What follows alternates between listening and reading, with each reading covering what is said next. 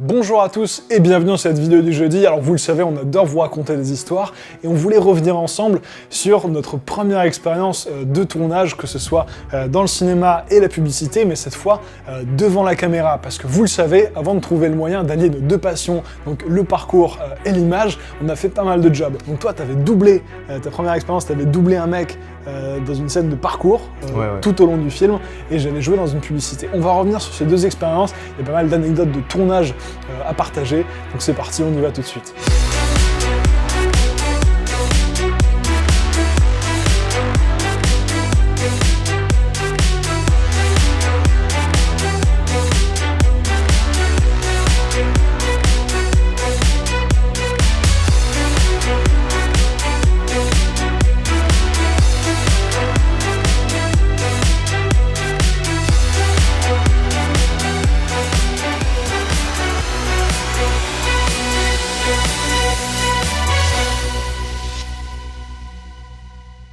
Ce qui est assez amusant, c'est que pour ces deux expériences, on a eu ça un peu en même temps, donc c'était fin 2016 si je dis pas de bêtises. Moi en gros on m'avait contacté pour doubler un acteur dans un film français. Donc ce qui est amusant, c'est que l'histoire en fait, l'acteur faisait du parcours mais pas dans la vraie vie, donc je devais le doubler, donc faire toutes ces cascades. Et donc toi c'était pour une pub pour Armani, si je dis pas de bêtises, pour les lunettes. Exactement, c'était une chouette opportunité et on avait reçu ça, voilà, un peu comme toujours sur le mail. Donc par hasard, ouais. T'as cette opportunité qui arrive, donc faut que t'envoies des pièces à conviction, si je peux dire, parce que franchement c'est des gros dossiers. C'est les photos de casting où t'es pas forcément toujours à ton avantage, mais t'essayes de faire ce que tu peux quand même. Tu sais que moi elles sont très bien cachées dans mon ordi, les trucs de casting un peu comme ça, et en plus ouais, donc toi tu devais quoi, essayer des lunettes, c'est ça pour la pub? J'étais allé essayer des lunettes dans n'importe quel shop, je crois que c'était un truc à la Défense, et je m'étais pris en selfie, tu vois, avec les lunettes. C'est une photo qu'on mettra pas parce que voilà. Et ouais, pareil, en gros, pour l'acteur, pour que ça marche, on n'avait pas tout à fait la même implantation capillaire, mais on était dans les mêmes tons de châtain clair, mais j'avais pas tout à fait la même couleur. Donc j'ai dû faire pareil des vieux selfies dégueulasses de très près pour voir comment étaient foutus mes cheveux, pour les teintures, pour voir si je pouvais lui ressembler, etc. On va garder ces photos cachées, mais c'était terrible. En plus, c'était un tournage assez cool, c'était à Lisbonne. Toi, je crois que c'était dans le sud, à Sète. Ouais, carrément. Et en fait, on peut le faire en parallèle parce que c'est des tournages qui ont lieu de manière presque simultanée. Donc c'était une période similaire de nos vies, qu'on vivait la même chose. Et ça, c'est cool. Et ouais, gérer l'équipe technique, tout ce qui t'entoure, le fait de devoir être prêt quoi qu'il arrive, même en sortant du lit très tôt le matin. Je me rappelle que quand on s'est raconté les expériences en rentrant, on s'est dit mais putain, moi j'ai vécu la même galère et j'ai eu les mêmes problèmes au même moment, et c'est ça qui est vachement amusant. C'était exactement ça, et on a toujours travaillé dur, mais quand c'est ta première expérience, t'es toujours en train de te demander, attends, c'est quand même un truc de ouf ce qui m'arrive, est-ce que je le mérite, tu vois? Donc, pas se poser de questions tant que tu donnes le meilleur dans ce que tu peux faire. Ouais, puis t'as même presque tendance à trop donner ce qui est attendu.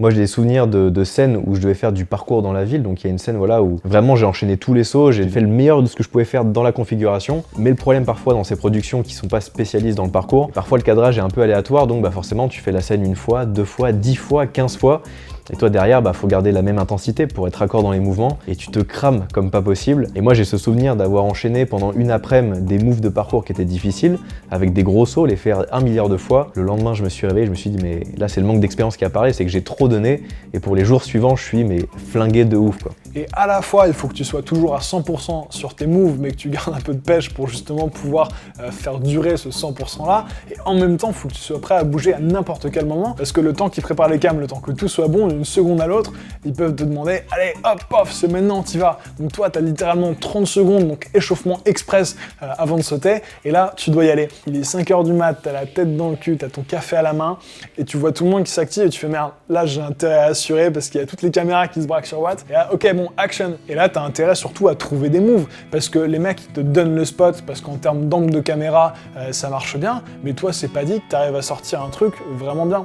Et là, c'est assez marrant, parce qu'il faut pas penser en termes de mouvement de parcours, il faut penser en termes de mouvement tout court. C'est quelque chose qui doit rendre bien, et qui doit quand même rester dans la notion du déplacement. Et ça, c'est pas forcément simple de pouvoir se dire, ok, je tourne autour de la barrière, mais je leur fais confiance, avec l'angle de caméra, ça va marcher. Le directeur de la photo, d'ailleurs, Gavin Thurston, c'est C'est un mec mais adorable déjà et super talentueux. Il a voyagé partout dans le monde avec sa caméra. C'est lui qui a fait Our Blue Planet, le film sous l'eau dans un sous-marin. Donc voilà, j'avais un peu la pression quant à la qualité de ce mec et puis toute l'équipe de prod qui était vraiment adorable et qui comptait sur moi. Et ça que j'aimais, c'est que vraiment sur le parcours, vu que ça reste assez nouveau, je trouve que les réalisateurs d'une manière générale te font confiance. C'est-à-dire qu'ils te disent souvent, nous on va se mettre plus ou moins là, on veut avoir cet esprit-là, mais t'es libre de faire un demi-tour bar, un saut de fond, un salto. Enfin, moi j'ai eu beaucoup de liberté. Et ce côté, voilà, 6h du mat où il faut être prêt, j'ai le même souvenir d'une scène qu'on tournait le matin au lever du soleil. Et le plus dur pour moi, j'ai trouvé, c'était les changements de caméra. Je sais pas si t'as eu ça, mais typiquement tu fais une action de ouf, tu te butes, 20 minutes pour changer deux angles de caméra, et là faut redonner la même pêche, donc faut être un peu raccord aussi sur la transpiration et tout. C'est des détails, mais c'est ça qui fait la diff et c'est ça qui est difficile surtout.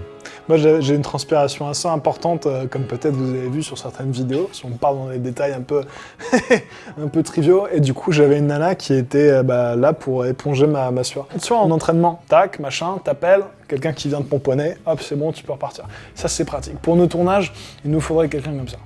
Peut-être qu'on peut recruter, tu vois, c'est peut-être le moment de passer un message.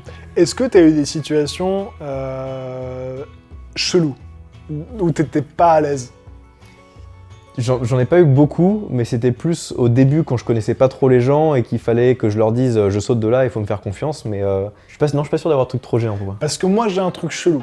En fait, dans l'intro de la pub, mon personnage est à une teuf et il doit sauter par la fenêtre pour ensuite commencer à grimper. Donc la veille, ils me disent écoute Paul, à la fête, tu vas devoir danser machin avant de sauter par la fenêtre. Moi je leur dis sauter par la fenêtre, ok. Danser les gars, vous m'avez jamais vu danser, je suis le roi de la piste, je vais vous mettre le...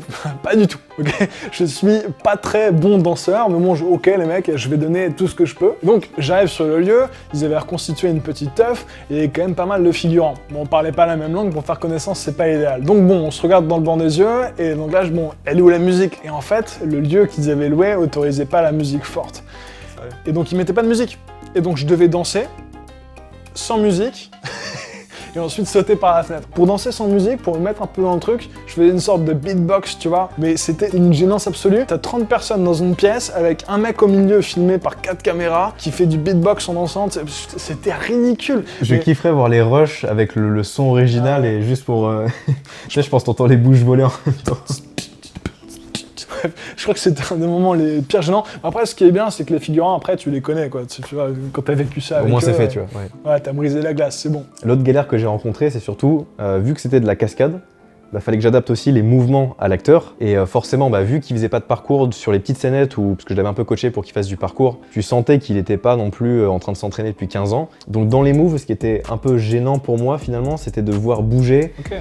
En laissant un peu traîner les pieds, avoir un côté un peu presque à l'ancienne, tu vois, des vieux moves un peu carrés. Et c'était pas évident. Et l'autre truc par contre qui m'a presque choqué, enfin surpris, la sécurité, ils sont vraiment mais à cheval dessus de ouf. Moi, la production était vraiment dure là-dessus. Je me souviens d'une scénette où il y a un gosse qui était sur un bord de toit et je devais aller le sauver, etc. Et le toit était vraiment très large et il y avait beaucoup de distance et puis c'était genre 1m90 de haut. Ils avaient mis genre un harnais à l'enfant avec une cordelette derrière, etc. pour être sûr qu'il tombe pas. Je peux comprendre, tu vois, mais sur une autre scène où là par contre je devais grimper sur une façade d'immeuble que j'aime beaucoup d'ailleurs avec une grue qui se monte, genre là il m'a foutu un harnais.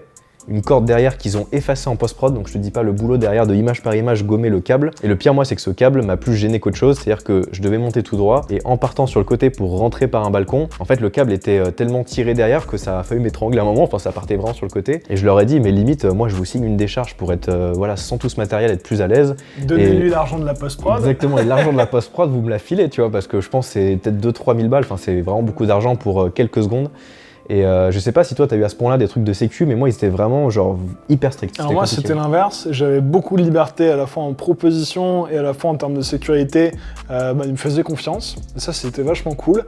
Mais par contre j'avais dû souscrire, et ça avait été un peu relou dans les papiers envoyés, une assurance assez vénère en cas de décès, d'invalidité. Carrément. Ouais, je crois que je touchais plus ou moins 1 million si... Bah non, du coup, si j'étais mort, je touche 1 million. Enfin, tu m'as compris, quoi. C'était une assurance vie. J'espère que tu m'as foutu sur ta liste pour mettre à l'abri le frérot. Évidemment, mec. D'ailleurs, il me faisait tellement confiance qu'une fois, juste après la pause déj, il me dit « Bon, alors Paul, tu vas sauter de la fenêtre, il faudra que tu longes la façade d'un bâtiment. » J'étais pas assuré, avec pas mal de vide, et ensuite tu courras sur le rebord. Donc là, t'es en début de digestion, tu as pause déjeuner. Ok. Ça marche. Et du coup, tu fais un petit caca de la peur et tu vas, tu vois. Non mais ça marche à chaque fois. Hein. Ah ouais, le caca de la peur, il te libère. On est vraiment en train de parler de caca de la peur sur YouTube, mec.